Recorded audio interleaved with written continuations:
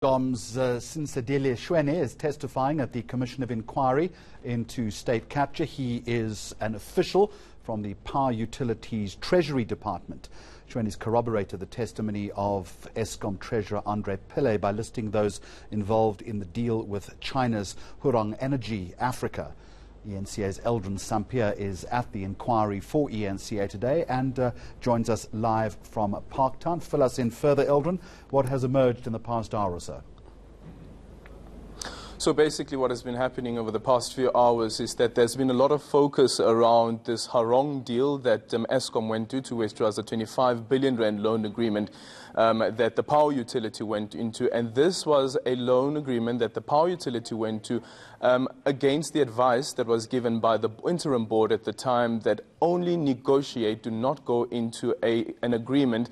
However, though, of course, we know that it's now common cause as well that Anuj Singh signed that 400 million rand upfront agreement, as well as the terms of that agreement. And what we heard here from the evidence that have been given by Sinsadele Shwene is that ordinarily Eskom wouldn't be going into such a deal without going through its legal department first. Andre Pillay last week as well also testified to this effect, that when they went into that agreement, or when they signed the terms of the agreement, they didn't go to the legal department. And this is what the essence of this testimony is, basically to corroborate the evidence that has been given by Andre Pillay. So again, as we hear this unfold today, it's simply another case of a complete lack of oversight, which then had the impact of the malfeasance that's been raised.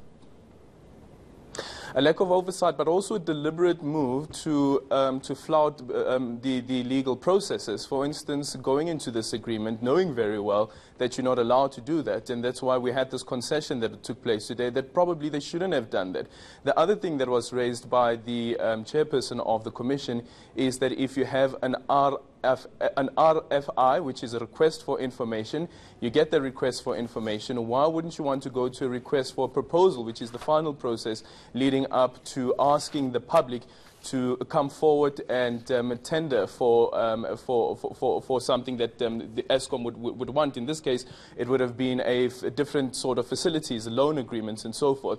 Why don't you go all the way out? What we know with the Hurong deal, what happened is that after the RFI, they decided to go ahead with Hurong instead of going all the way through the RFP process that already had started at the time. And last week we heard as well from Andre Pillay testifying how he had to go through to the DG of Treasury and said that the Eskom will be signing this deal. The acting CEO at the time, Sean Maritz, will be signing this agreement going against the advice of the board.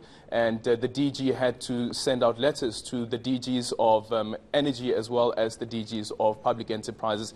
And yet, still again, Eskom still continued to go ahead with that deal. All right, Eldrin.